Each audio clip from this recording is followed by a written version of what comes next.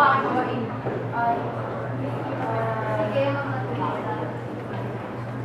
Binibini, marahil po ay narinig na ang aming plano sa papatoy ng paaralan ng Milang Kastila.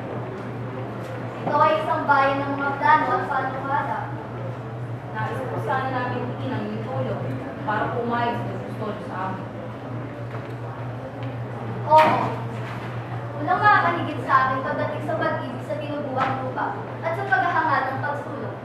Ngunit hindi ko alam kung ba't hindi niyo ang aking kalagayan. Sa kalagayang maselan. Marami akong pag-aari. Kailangan kong iyot ng nilubos sa pagkakas. Hindi po namin nais na mapahama kayo. Alam po namin ang patayuan. Pero kahit po napakakunti ng alam ko sa batas, mga kautos ng hari, hindi po ba dapat naghahanap ng pamahalaan ng matibay sa ligan? Sa pamaraan lang po kami nagkaiba. Diyan nga nariyan ang suliranin sa kalandibang sabi. Kung gumawa ng isang bagay laban sa panukala ay baka susugat. Nakala ko ng pamahalaan din naghahanap ng matibay sa ligan.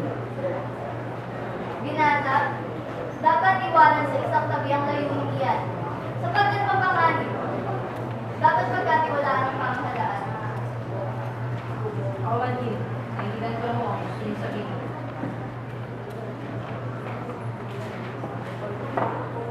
Maraming salamat po. Bawal na po.